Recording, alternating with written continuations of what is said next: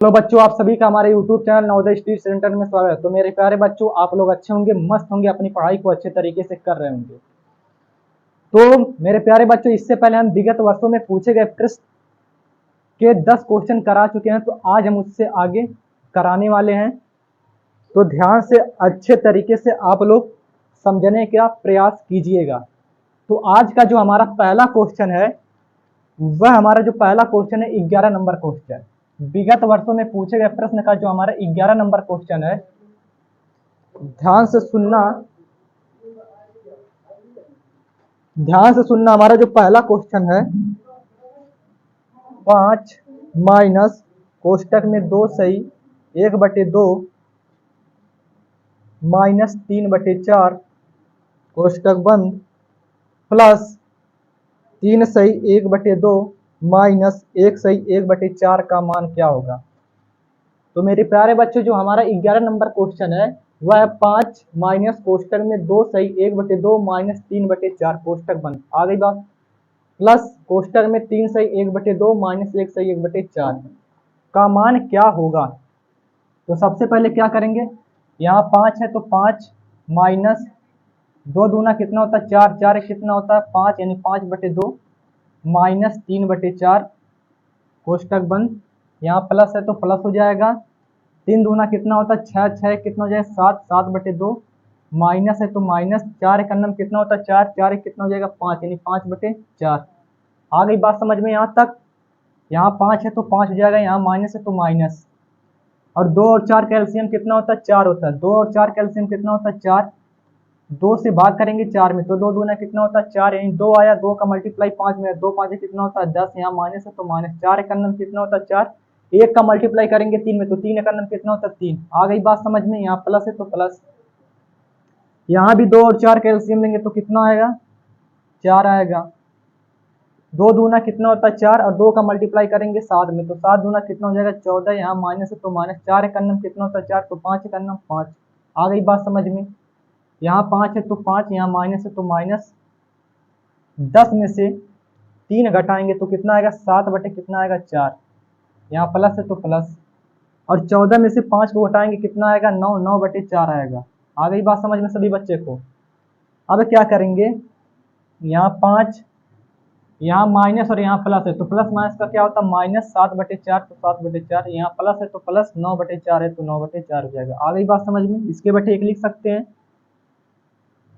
इसके बटे एक लिख सकते हैं 1, 4 और 4 का एलसीएम जो होगा हमारा कितना होगा 4 होगा। आ गई बात समझ में। एक का पढ़ा कितनी बार पढ़ा कि ये 4 बार आएगा, तो कितनी बार 4 बार, और 4 का मल्टीप्लाई जो 5 में करेंगे तो 4 5 कितना होता है 20 होता है, कितना होता है 20, यहाँ माइनस है तो माइनस, 4 एकन्नम कितना होता है 4 तो 7 एकन्नम कितना हो जाएगा 7, यहाँ प्लस है तो प्लस, 4 एकन्नम कितना होता है 4 तो 9 एकन्नम कितना हो जाएगा 9। आ गई बात समझ में। तो यहाँ 20, यहाँ का प्लस का 20 और यहाँ प्लस का 9 कितना हो जाएगा 29, और माइनस 7/4 हो जाएगा। और जब 29 में से 7 को घटाएंगे तो कितना आएगा 22, यानी 22 बटे कितना आएगा 4। इसको 2 से काट सकते हैं, 2 एकन्नम कितना होता है 2, 2 एकन्नम कितना, 2 2 दूना कितना होता है 4, यानी कितना आएगा 11/2 आएगा। और 11/2 का मतलब होता है 5 सही 1/2, 11/2 का मतलब होता है 5 सही 1/2, यानी आंसर नंबर, यानी ऑप्शन नंबर दूसरा हमारा क्या है विकल्प सही है। आ गई बात समझ में सभी बच्चे को, यानी क्वेश्चन नंबर 11 सभी बच्चे को समझ में आ गया। क्वेश्चन नंबर 11 सभी बच्चे को समझ में आ गया। आगे चलें, एक बार दोबारा समझा देते हैं। यहाँ 5 है, यहाँ माइनस कोष्टक में 2 सही 1/2 माइनस 3/4 कोष्टक बंद। आ गई बात समझ में। यहाँ प्लस 3 सही 1/2 माइनस 1 सही 1/4 वो सॉल्व करना है।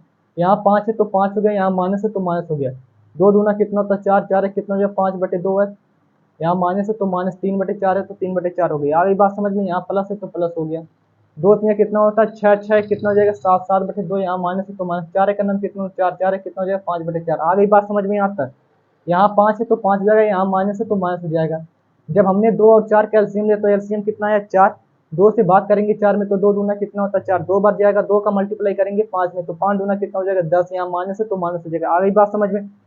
4 से भाग करेंगे 4 में तो 4 का पढ़ा कितनी बार पढ़ेंगे 4 है तो एक बार, 1 का मल्टीप्लाई करेंगे 3 में तो 3 का नाम कितना होगा 3, यहाँ प्लस है तो प्लस हो जाएगा, 2 और 4 का एलसीएम 4 होगा, 2 दूना कितना होता है 4, 7 दूना हो जाएगा 14, यहाँ माइनस है तो माइनस, 4 एक अन्नम होता है 4, 5 एक अन्नम हो जाएगा 5, यहाँ 5 है तो 5 हो गया, माइनस है तो माइनस, 10 में से 3 जाएगा कितना आएगा 7/4, यहाँ प्लस है तो प्लस, 14 में से 5 जाएगा कितना आएगा 9/4। आ गया समझ में आता है। तब हमने जब 1 और 4 और 5, 1 4 और 4 का एलसीएम ले तो कितना आया एलसीएम 4 आया, 1 का पढ़ा कितनी बार पढ़े 4 आएगा तो 4 बार, 4 का मल्टीप्लाई करेंगे 5 में तो 4 5 कितना होता है 20, यहाँ माइनस है तो माइनस, 4 एक अन्नम कितना होता है 4, 7 एक अन्नम कितना है 7, यहाँ प्लस है तो प्लस, 4 एक अन्नम कितना है 4, 9 एक अन्नम कितना है 9, 20 और 9 कितना होता है 29, और 29 में से 7 घटाएंगे तो कितना आएगा 22, कितना आएगा 22/4। तो ये 2 से कटेगा, 2 एक अन्नम 2, 2 एक अन्नम 2, 2 दूना 4, यानी 11 बटे क्या आएगा 2 आएगा, और 11/2 का मतलब होता है 5 सही 1/2। आ गई बात समझ में सभी बच्चे को। क्वेश्चन नंबर 11 सभी बच्चे को समझ में आ गया। क्वेश्चन नंबर 11 आगे चलूं।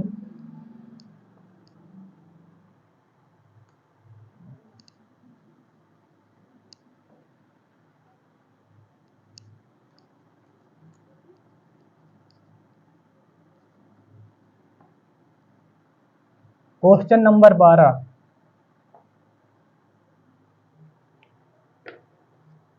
क्वेश्चन नंबर 12 क्या, निम्नलिखित में से कौन सी संख्या बढ़ते क्रम में लगी है, निम्नलिखित में से कौन सी संख्या बढ़ते क्रम में लगी है।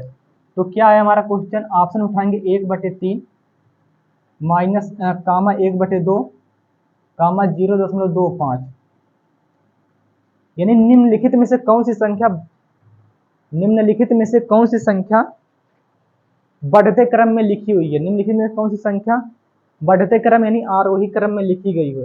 तो आरोही क्रम का मतलब यह होता है कि आरोही क्रम का मतलब होता है कि बढ़ते क्रम, आरोही क्रम का मतलब क्या होता है बढ़ते क्रम। तो सबसे पहले आरोही क्रम में सबसे छोटी संख्या लिखी जाती है, फिर उसके बाद उससे बड़ी, फिर उससे बड़ी, फिर उससे बड़ी। आ गई बात समझ में। तो हम कैसे जानें कि इसमें से कौन सा भिन्न बड़ा है और कौन सा भिन्न छोटा है। तो मेरे बच्चों सबसे आसान तरीका क्या होता है, ये हमारी बहुत छोटी छोटी भिन्न है। कैसी बहुत बहुत छोटी भिन्न है ना। तो इस 3 से भाग करेंगे 1 में, जब हम 3 से भाग करेंगे 1 में तो भाग तो पूरा पूरा जाएगा नहीं, तो यहाँ लगाएंगे 0 जब यहाँ दशमलव लग गया तो यहाँ क्या बढ़ जाएगा 0, और 3 त्रिक का कितना हो जाएगा 9, यहाँ एक दशमलव लगा 1 0 लगा लेते हैं, और 3 त्रिक का कितना हो जाएगा 9। यानी जब 3 से हम 1 में भाग करेंगे तो हमारा जो भागफल लगभग लगभग आएगा वो कितना आएगा 0.33 आएगा। आ गई बात समझ में इतना, आ गई बात समझ में सभी बच्चे को। और 2 से भाग करेंगे 1 में तो भाग कितनी बार जाएगा, 2 से भाग करेंगे 1 में तो भाग तो जाएगा नहीं, तो लगाएंगे 0 जब यहाँ 0 है तो यहाँ एक 0 बढ़ जाएगा, और 2 5 से कितना होता है 10, पूरा पूरा कट गया, यानी आ गया हमारा यहाँ 0.5, और 5 के बाद यहाँ हम 0 लगा सकते हैं, इसमें कोई दिक्कत नहीं है। तो अब हम आसानी से बता सकते हैं कि कौन सा भिन्न छोटी है और कौन सी भिन्न बड़ी है। तो यहाँ लिखा गया है 0.33, यहाँ लिखा गया है 0.50, यहाँ लिखा गया है 0.25। तो सबसे पहले सबसे छोटी संख्या लिखी जाती है बढ़ते क्रम में। तो बताओ 0.33 और 0.50 और 0.25 में सबसे छोटी क्या है। तो सबसे छोटी हमारी जो है वो क्या है 0.25, कितना है 0.25। आ गई बात समझ में।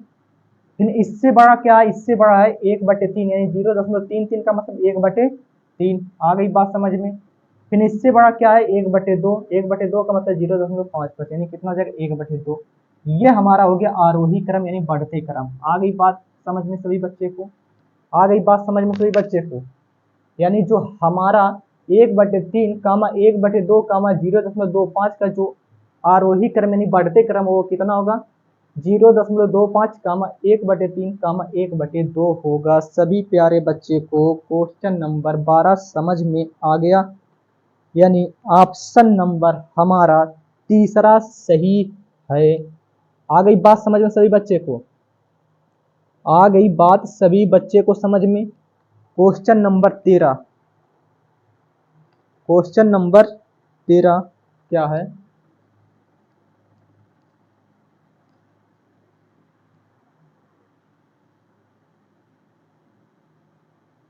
क्वेश्चन नंबर 13 क्या है 1.25 को भिन्न के रूप में बदलिए। बहुत आसान क्वेश्चन है। क्या है 1.25 को किसमें बदलना, भिन्न में। भिन्न का मतलब क्या होता है, जिसे हम बटे के रूप में लिख सकते हैं, यानी बटे के रूप में प्रकट कर सकते हैं, उसे हम क्या बोलते हैं, भिन्न कहते हैं। तो सबसे आसान क्वेश्चन है क्या, 1.25 है, क्योंकि भिन्न का मतलब होता है कि भिन्न का मतलब जिसे हम बटे के रूप में लिख सकते हैं। आगे आ गई बात समझ में। तो क्या 1.25 के बटे 1 छिपा होगा कि नहीं होगा, 1 छिपा होता है। आ गई बात समझ में जी। बात क्या आई यहाँ 1.25, यानी यहाँ दशमलव लगा है। अगर दशमलव की इसे हटाना है तो क्या करेंगे, मल्टीप्लाई करेंगे। जहां दशमलव होता है वहां क्या लिखते हैं, 1 लिखते हैं। और दशमलव की इधर कितनी संख्या है, 2 संख्या, तो कितना जीरो लगाएंगे, 2 लगाएंगे, 0। यानी अंश में 100 से क्या करेंगे, मल्टीप्लाई करेंगे। जब अंश में 100 से मल्टीप्लाई करेंगे तो हर में भी क्या करेंगे, 100 से मल्टीप्लाई करेंगे। आ गई बात सभी बच्चे को समझ में, आ गई बात समझ में। फिर क्या करेंगे, जब 100 का मल्टीप्लाई 1.25 यानी 1.25 में करेंगे तो गुणनफल जो आएगा 125 आएगा। आ गया बात समझ में। बटे 100 का मल्टीप्लाई 1 में, तो 100 एक अन्य कितना, 100 आ जाएगा। आ गया बात समझ में। 25 से 1 कट रहा, 25 से 1 कट रहा, 25 पंजे कितना होता है, 125, और 25 चौको कितना होता है, 100। यानी हमारा जो उत्तर आएगा 5/4। हमारा जो उत्तर आएगा 5/4, यानी 5/4 का मतलब होता है 1 सही 1/4। आ गई बात सभी बच्चे को समझ में, आ गई बात सभी बच्चे को समझ में, आ गया बात सभी बच्चे को समझ में। यानी इसका जो हमारा उत्तर होगा ऑप्शन नंबर चौथा, यानी इसका जो उत्तर होगा 13 नंबर क्वेश्चन का जो उत्तर होगा ऑप्शन नंबर चौथा। सभी बच्चे को समझ में आ गया। क्वेश्चन नंबर 13 सभी बच्चे को समझ में आ गया। आगे चलें। क्वेश्चन नंबर 13 सभी बच्चे को समझ में आ गया। आगे चलूं।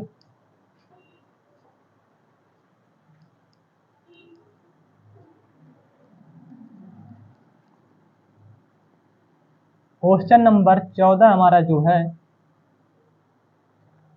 क्वेश्चन नंबर 14 क्या है, 4/3, 5/9, 4/3, 5/9, 4/3, 5/9 तथा 6/11, 6/18 का योग क्या होगा। योग मीन्स क्या होता है, जोड़ना। योग मीन्स क्या होता है, जोड़ना। यानी क्वेश्चन नंबर 14 हमारा है कि 4/3, 5/9, 6/18 का योग क्या होगा। योग का मतलब क्या होता है, योग का मतलब क्या होता है, योगफल। योग का मतलब क्या होता है, योगफल। तो सबसे पहले क्या करेंगे, यहाँ 4/3 है तो 4/3 लिखेंगे, प्लस करेंगे 5/9 करेंगे, प्लस 6/18। और 6/18 का मतलब ये होता है, इसको हम लिख सकते हैं 6 का नम 6 और 6 3 18, यानी 1/3। आ गई बात समझ में। 6 का नम 6 और 6 3 18। अब जब हम 3, 9 और 3 का एलसीएम लेंगे तो हमारा जो एलसीएम आएगा कितना आएगा, 9 आएगा। एलसीएम जो हमारा आएगा वो कितना आएगा, 9 आएगा। एलसीएम जो हमारा आएगा वो कितना आएगा, 9 आएगा। आ गई बात समझ में। जब 3 से भाग करेंगे 9 में तो भाग कितनी बार जाएगा, 3 बार। 3 त्रिका कितना होता है, 9, 3 आए। और 3 का मल्टीप्लाई 4 में करेंगे तो 4 3 कितना होता है, 12। यहाँ प्लस है तो प्लस हो जाएगा। आ गई बात समझ। 9 से भाग करेंगे 9 में तो भाग 1 पर जाएगा, और 1 का मल्टीप्लाई 5 में करेंगे तो 5 का नाम कितना होता है, 5। यहाँ प्लस है तो प्लस। 3 से भाग करेंगे 9 में तो 3 त्रिका कितना होता है, 3 त्रिका कितना होता है, 9। 3 3 का नाम कितना हो जाएगा, 3। आ गया बात समझ में। तो 12, 5 17, और 17 3 कितना हो जाएगा, 20, यानी 20/9 आएगा। आ गई बात समझ में यहाँ तक। और 20/9 का मतलब होता है 2 सही 2 बटे कितना होता है, 9।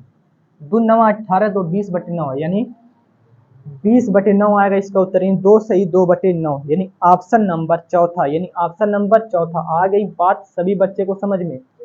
क्वेश्चन नंबर 14 सभी बच्चे को समझ में आ गया। ऑप्शन नंबर चौथा आ गया। सभी बच्चे को क्वेश्चन नंबर चौथा समझ में आ गया। आगे चलें। ठीक। क्वेश्चन नंबर 15, क्वेश्चन नंबर 15 हमारा क्या है, जरा ध्यान से। 1/4, 1/3, 1/4, 1/3, 2/3, 2/3, 3/4 में सबसे बड़ी भिन्न कौन सी है? 3/4 में सबसे बड़ी भिन्न कौन सी है? इसमें हमें बताना है कि सबसे बड़ी भिन्न। क्वेश्चन नंबर 15 क्या है? 1/4 कामा 1/3 कामा 2/3 कामा 3/4 में सबसे बड़ी भिन्न क्या है? में सबसे बड़ी भिन्न क्या है? तो इसमें क्या बताना है सबसे बड़ी भिन्न क्या है? तो दो तरीके हैं इसको लगाने के, या तो इस 4 से इसमें भाग कर दें पता चल जाएगा, या तो 4 3 3 और 4 का क्या ले लें? एलसीएम लेंगे। क्या ले लेंगे? एलसीएम। तो 4 और 3 का एलसीएम कितना होता है? 12। कितना होता है? 12। 4 और 3 का एलसीएम कितना होता है? 12। तो 1/4 में मल्टीप्लाई करेंगे 12 से, कामा 1/3 में मल्टीप्लाई करेंगे 12 से, कामा 2/3 में मल्टीप्लाई करेंगे 12 से, कामा 3/4 में मल्टीप्लाई करेंगे 12 से। तो 4 3 कितना होता है? 12 और 3 एकन्नम कितना हो जाएगा? 3। तो यहाँ लिखेंगे 3 चौक कितना होता है? 12। 4 एकन्नम कितना होगा? 4। यहाँ लिखेंगे 3 चौक कितना होता है? 12। 4 दूना कितना हो जाएगा? 8। यहाँ लिखेंगे। और 4 3 कितना होता है? 12। 3 3 का होता है 9। यहाँ लिखेंगे। तो अब हम बता सकते हैं आसानी से कौन सी भिन्न बड़ी और कौन सी भिन्न छोटी है। तो बताओ 3 किसके स्थान पे आया? 1/4 के स्थान पे। 4 किसके स्थान पे आया? 1/3 के स्थान पे। 8 किसके स्थान पे आया? 2/3 के स्थान पे। और 9 किसके स्थान पे आया? 3/4 के स्थान पे। तो हमें दिखाई दे रहा है कि 3 4 8 और 9 में सबसे बड़ा कौन है? तो 9 है। और 9 किसके स्थान पे आया? 3/4 के स्थान पे। तो सबसे बड़ी जो भिन्न होगी क्या होगी? 3/4 होगी। जो सबसे बड़ी भिन्न होगी वो क्या होगी? 3/4 होगी। सभी बच्चे को समझ में आ गया? क्वेश्चन नंबर 15 सभी बच्चे को समझ में आ गया? यानी ऑप्शन नंबर दूसरा, यानी ऑप्शन नंबर दूसरा। आ गई बात समझ में सभी बच्चे को? क्वेश्चन नंबर 15 सभी बच्चे को समझ में आ गया? जब ऐसा क्वेश्चन हमें मिलता है तो सबसे पहले क्या करते हैं कि इस चार का क्या लेते हैं? एलसीएम। तो एलसीएम कितना आ गया? 12। तो 4 से भाग करेंगे 12 में, तो 4 से कितना होता है? 12। 3 से भाग करेंगे 12, तो 3 चौका कितना होता है? 12। इस 3 से भाग करेंगे 12 में, तो 3 चौका होता है 12। 4 है, 4 का मल्टीप्लाई 2 में, तो 4 2 कितना होता है? 8। 4 से भाग करेंगे 12, तो 4 3 कितना होता है? 12। 3 का मल्टीप्लाई 3 3 3 का कितना है? 9।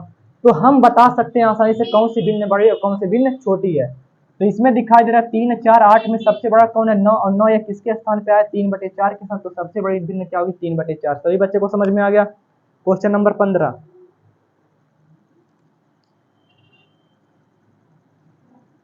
Question number 16। क्वेश्चन नंबर 16 क्या है कि दो संख्याओं का गुणनफल 23/50 है। दो संख्या दी गई, कितनी संख्या? दो संख्या। उन दोनों संख्याओं का गुणनफल कितना है? 23/50 है। उन दोनों संख्याओं का गुणनफल कितना है? 23/50 है। कितनी संख्या दी गई? दो संख्या। मान लेते हैं एक संख्या x थी और एक संख्या क्या थी? y थी। जब इन दोनों संख्याओं का आपस में मल्टीप्लाई यानी गुणा किया गया तो गुणनफल जो हमारा आया वो 23/50 आया। कितना है? 23/50 आया। आ गई बात समझ में? 23/50 आया। यदि एक संख्या 46/50 है, यानी जो x का मान दिया गया, कितना दिया गया? कितना दिया गया? 46/50 दिया गया। कितना दिया गया? 46/50 दिया गया है। तो बताइए दूसरी संख्या क्या होगी? यानी दो संख्याओं का मल्टीप्लाई दिया गया है 23/50। यदि एक संख्या 46/50 हो तो दूसरी संख्या क्या होगी? तो सबसे आसान काम क्या है? यहाँ x इंटू वाई इक्वल कितना दिया गया? 23/50। यक्स का मान हमें एक संख्या पता है कितना? 46/50। तो यहाँ रख देंगे 46/50 इंटू वाई है, तो वाई 23/50 है, तो 23/50। आ गई बात समझ में? तो क्या होता है? भिन्न का नियम होता है कि हर से हर क्या हो जाता है? कैंसिल हो जाता है जब बीच में बराबर का चिन्ह लगा होता है। आ गई बात समझ में? और 23 एकन्नम कितना हो? 23 23 दूना कितना हो जाएगा? 46। यहाँ कितना आ गया? 2y। और 2y बराबर कितना आ गया? 1 आ गया। तो y का मान कितना आ जाएगा? 1/2 आ जाएगा। y का मान कितना आ जाएगा? 1/2 आ जाएगा। यानी जो हमारी दूसरी संख्या तो कितनी थी? 1/2। यानी जो हमारी दूसरी संख्या थी वो कितनी थी? 1/2। यानी दूसरी संख्या हमारी क्या थी? 1/2। सभी बच्चे को समझ में आ गया? आगे चले। सभी बच्चे को समझ में आ गया? क्वेश्चन नंबर 16 सभी को समझ में आ गया? यानी दूसरी संख्या जो हमारी थी कितनी थी? 1/2 थी। अच्छा, कुछ बच्चे कह रहे कि हमको सर यहाँ समझ में नहीं आया, तो चलते समझाते। यक्स का मान कितना है 46/50 इंटू वाई है, तो वाई बराबर 23/50 है, तो 23/50 हो जाएगा। आ गई बात समझ में। अगर हम 46 का मल्टीप्लाई वाई में करेंगे तो कितना आएगा 46y/50 है, तो 50 हो जाएगा, बराबर 23/50 है, तो 23/50 हो जाएगा। आ गई बात समझ में। हम जानते हैं तिरछा मल्टीप्लाई करना है, किसका मल्टीप्लाई इसमें होता है जिसका मल्टीप्लाई इसमें होता है। तो चलते हैं करते हैं। जब 46y में मल्टीप्लाई करेंगे 50 में तो आएगा 50, बराबर है तो बराबर, इसका मल्टीप्लाई इसमें करेंगे तो आएगा 50 इंटू 23 आएगा। आ गई बात समझ में। इस 50 से यह 50 क्या हो जाएगा कैंसिल, तो आएगा 46y इक्वल कितना आएगा 23। 46 यहाँ गुणनफल के रूप में है, तो 46 इधर आएगा तो भाग में हो जाएगा। तो 23 से करना कितना होगा 23 और 23 दूना कितना होगा 46, यानी जो y का मान आएगा कितना है 1/2, यानी जो हमारी दूसरी संख्या है कितनी आएगी 1/2। सभी बच्चे को समझ में आएगा। आगे चलें।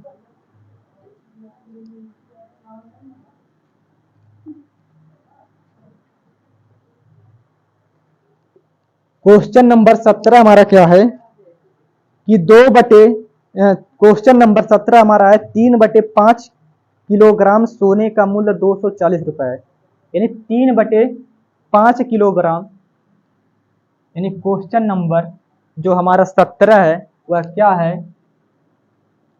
कि 3/5 किलोग्राम सोने का मूल्य, सोने का जो मूल्य है, यानी 3/5 किलोग्राम सोने का जो मूल्य दिया गया कितना दिया गया 240 रुपए। कितना दिया गया है 240 रुपए, यानी 3/5 किलोग्राम सोने का मूल्य कितना रुपए है 240 रुपए है। तो बताइए 1/2 किलोग्राम सोने का मूल्य क्या होगा, 1/2 किलोग्राम सोने का मूल्य क्या होगा। तो यहाँ से बता सकते हैं, यानी 3/5 किलोग्राम सोने का मूल्य कितना है 240 रुपए। तो हम यहाँ से बता सकते हैं कि 1 किलोग्राम सोने का मूल्य क्या होगा, 1 किलोग्राम सोने का मूल्य क्या होगा। तो यहाँ 240 है तो 240 रहेगा, इस 5 का मल्टीप्लाई 240 में हो जाएगा, बटे क्या आ जाएगा यह 3 आ जाएगा। आ गई बात समझ में। 3 से भाग करेंगे 240 तो 3 वाट कितना होता है 24, यहाँ कितना है 80, 80 का मल्टीप्लाई करेंगे 5 में तो कितना आएगा 400 आ गया। कितना आएगा 400 आ गया, यानी 1 किलोग्राम जो सोने का मूल्य होगा कितना होगा 400 रुपए होगा। 1 किलोग्राम सोने का मूल्य कितना होगा 400 किलोग्राम। तो पूछ रहा है कि 1/2 किलोग्राम सोने का मूल्य क्या होगा, यानी 1 किलोग्राम का आधा कितना होता है, 1 का आधा कितना होगा आधा होगा ना। तो पूछ रहा है 1 किलोग्राम सोने का मूल्य 400 है, तो आधा किलोग्राम यानी 1/2 kg सोने का मूल्य कितना होगा, तो 400 इंटू कितना हो जाएगा 1/2 हो जाएगा, और 2 दूना कितना होता है 4, यानी 200 एकन्नम 200 हो जाएगा। यानी आधा किलोग्राम यानी 1/2 किलोग्राम जो सोने का मूल्य होगा कितना रुपए होगा 200 रुपए होगा। सभी बच्चे को समझ में आ गया क्वेश्चन नंबर 17, यानी ऑप्शन नंबर पहला। सभी को समझ में आ गया क्वेश्चन नंबर 17। सभी बच्चे को क्वेश्चन नंबर 17 समझ में आ गया। सभी बच्चे को क्वेश्चन नंबर 17 समझ में आ गया। क्या था 3/5 किलोग्राम सोने का मूल्य 240 रुपए था, इतनी बातें समझ में आ गई। तो 1 किलोग्राम जब सोने का मूल्य निकालेंगे तो इस 5 का मल्टीप्लाई करेंगे 240 में, यह 3 जो आ जाएगा ये बटे के रूप में आ जाएगा। आ गई बात समझ। जब 3 से भाग करेंगे 240 में तो 3 वाट कितना होता है 24, यहाँ आ गया 80, 80 का मल्टीप्लाई जब 5 में करेंगे तो आएगा 400, यानी 1 किलोग्राम जो सोने का मूल्य आया हो कितना रुपया है 400 किलोग्राम है। तो पूछ रहा आधा किलोग्राम यानी 1/2 किलोग्राम सोने का मूल्य क्या होगा, यानी 400 का आधा कितना होता है 200, कितना होगा आधा किलोग्राम जो सोने का मूल्य होगा वो कितना रुपए होगा 200 रुपए होगा। आगे बात समझ में सभी बच्चे को। क्वेश्चन नंबर 18, क्वेश्चन नंबर 18 हमारा क्या है 1/2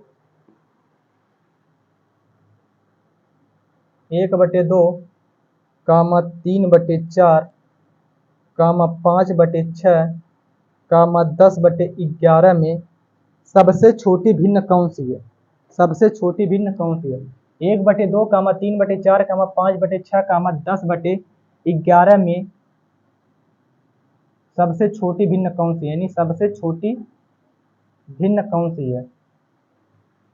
तो एक नियम आपको बताया गया था कि जब अंश और हर का डिफरेंस क्या हो सेम हो, तो अगर हम अंश और हर का डिफरेंस देखें तो 1/2 कामा 3/4 कामा 5/6 कामा 10/11, जब हमने देखा अंश और हर का डिफरेंस कितना आ रहा, एक यहाँ आया, यहाँ अंश और हर का डिफरेंस कितना आया, एक आया, यहाँ अंश और हर का डिफरेंस कितना आया, एक आया, यहाँ अंश और हर का डिफरेंस कितना है, एक आया। मेरे प्यारे बच्चों, आपको बताया गया है कि जब अंश और हर का डिफरेंस समान आता है, जब अंश और हर का डिफरेंस क्या आता है, समान आता है, तो सबसे छोटी भिन्न वह भिन्न होती है जिसका अंश सबसे छोटा होता है। सबसे छोटी भिन्न वह होती है जिसका अंश सबसे छोटा होता है, और सबसे बड़ी भिन्न वह होती है जिसका अंश सबसे बड़ा होता है। ये कब होता है कि जब अंश और हर का डिफरेंस क्या आता है, सेम आता है। जब अंश और हर का डिफरेंस सेम आता है। आ गई बात समझ में सभी बच्चे को? क्वेश्चन नंबर 18 सभी बच्चों को समझ में आ गया।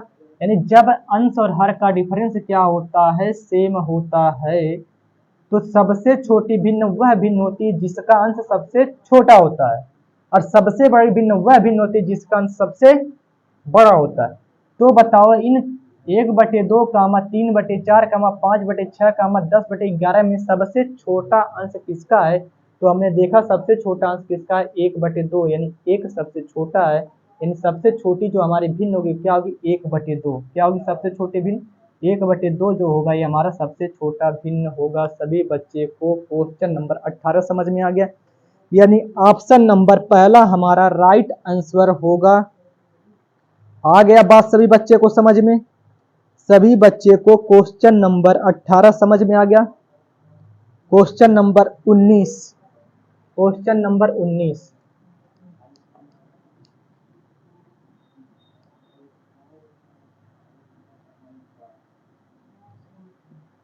क्वेश्चन नंबर 19 हमारा क्या है कि 17/21 कितना लिखा गया, 17/21 कामा 17/23 कामा 17/29 कामा 17/25 को आरोही क्रम में लिखिए। को आरोही क्रम में लिखिए। किस क्रम में लिखना, आरोही क्रम। आरोही क्रम का मतलब क्या होता है, बढ़ते क्रम। किस क्रम में लिखना, बढ़ते क्रम में लिखना। यानी 17/21 कामा 17/23 कामा 17/29 कामा 17/25 को आरोही क्रम में सजाइए, यानी आरोही क्रम में व्यक्त कीजिए। किस क्रम में लिखना है, आरोही क्रम। किस क्रम में लिखना, आरोही क्रम में। तो आरोही क्रम का मतलब होता है बढ़ते क्रम। आरोही क्रम का मतलब क्या होता है, बढ़ते क्रम।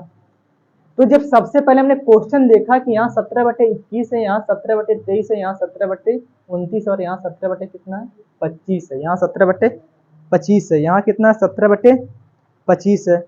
आ गई बात समझ में, क्वेश्चन समझ में आ गया। को आरोही क्रम में लिखिए। को आरोही क्रम में लिखिए। आरोही क्रम का मतलब क्या होता है, बढ़ते क्रम।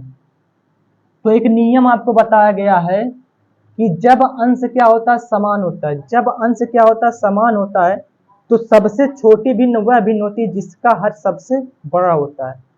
अंश समान होने पर सबसे छोटी भिन्न वह भिन्न होती है जिसका हर सबसे बड़ा होता है। तो बताओ इनमें से सबसे बड़ा हर किसका है, 17/29 का है। तो सबसे छोटी जो भिन्न होगी हमारी वो 17 क्या होगी, 29 होगी। आ गई बात समझ में।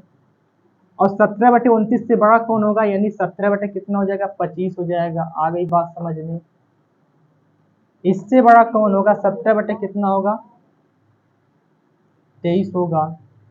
और इससे बड़ा क्या होगा, 17/21 होगा। आ गई बात समझ में। यानी 17/21 कामा 17/23 कामा 17/29 कामा 17/25 का जो आरोही क्रम हमारा होगा वह 17/29 कामा 17/25 कामा 17/23 कामा 17/21 होगा। आ गई बात समझ में सभी बच्चे को। यानी अंश समान होने पर सबसे छोटी भिन्न वह होती है जिसका हर सबसे बड़ा होता है। आ गई बात सभी बच्चे को समझ में। सभी बच्चे को क्वेश्चन नंबर 19 समझ में आ गया। यानी ऑप्शन नंबर दूसरा, ऑप्शन नंबर हमारा क्या होगा, दूसरा। यानी ऑप्शन नंबर कौन हमारा होगा, दूसरा। सभी बच्चे को समझ में आ गया। सभी बच्चे को क्वेश्चन नंबर 19 समझ में आ गया। आगे चलें, क्वेश्चन नंबर 20।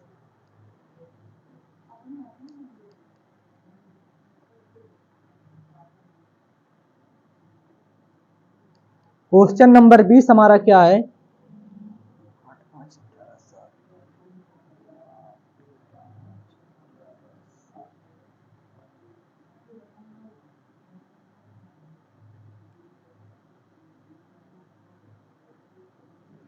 क्वेश्चन नंबर हमारा 20 है 8/13 कामा 5/13 कामा 11/13 कामा 7/13 को आरोही क्रम में लिखिए। किस क्रम में लिखना? आरोही क्रम।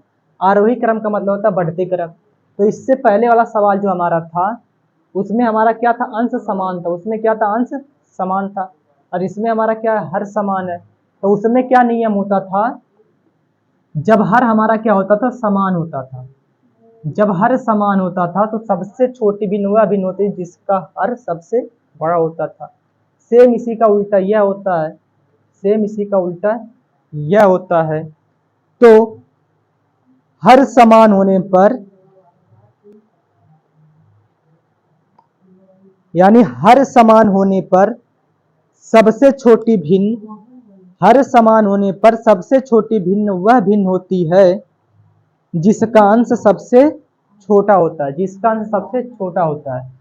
यानी हर समान होने पर सबसे छोटी भिन्न वह भिन्न होती है जिसका अंश सबसे छोटा होता है।